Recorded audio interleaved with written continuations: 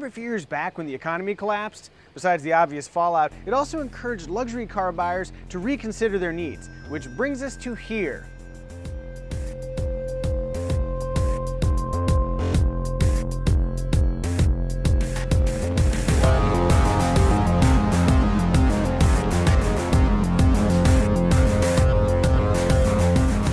The A3 is Audi's player in the entry luxury segment. The entry part of that statement implies a low price tag. Sure enough, it's possible to buy an A3 sedan for less than $30,000, not including destination charges. That sounds good, but would you actually want to drive the cheapest of A3s? Actually, yes. Bi-xenon headlights, big sunroof, leather seats, and this thin but kind of low resolution 7-inch screen all come standard. Granted, a standard backup camera would have been nice too, but as long as you're not backing up, the base car is lovely. The basic A3 includes front-wheel drive and a 170 horsepower 1.8-liter four-cylinder that can propel it from 0 to 60 in a touch over 7 seconds. That number drops to less than 6 seconds in the all-wheel drive 220 horsepower 2-liter trim. Its turbocharged engines exhibit some lag when leaving from a stop, but in general, the A3 gains speed well, thanks in part to a standard S-tronic dual-clutch transmission. This 6-speed gearbox is a winner, shifting with impressive speed and smoothness. Also deserving of praise is the A3's on-road demeanor. Turn the steering wheel when parking, and efforts are light and manageable. Do the same at speed, and it switches to firm and engaging. The A3 is agile, but its suspension is never abusive. The brakes feel good, the cabin is quiet, and even though it's pretty short in terms of overall length, it's still totally stable on the freeway. Basically, if you're a small car fan, there's a lot to like here. Of course, that lack of size has implications for the interior. The general layout is clean and logical, with a touch of sportiness, and the material selection is excellent, but the trunk is on the small side, and the back seats are, well, cozy.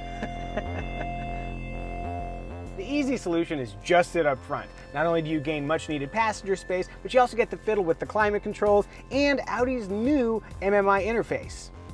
Both are simple and intuitive, but the MMI's low placement makes it hard to visually check which button does what. It's okay though, with more exposure, it should be easy enough to tell how to use it just by touch alone.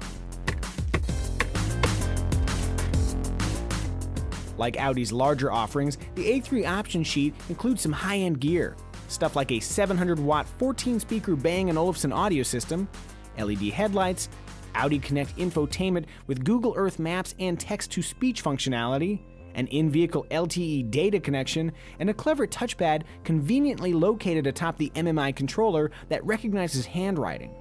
Add to that a driver assistance package with lane keep assist and adaptive cruise control, and the price for a loaded 2-liter A3 creeps up to around $45,000. What else can you get for your money? For a little less than the price of a base A3, you could get a Mercedes-Benz CLA with fewer features, but an arguably more interesting design. The pricier and more powerful BMW 2 Series is another choice, but not if you need 4 doors. Then there's the Acura ILX and the Buick Verano. Both are much cheaper near-luxury options, but neither can match the A3's gravitas. We should also mention that over time, the Audi A3 lineup will expand to include a diesel, a high-performance S3, a cabriolet, and an e-tron plug-in hybrid sportback, but at launch, the traditional gasoline-powered sedan is the only play. Just as well, America loves a nice traditional sedan.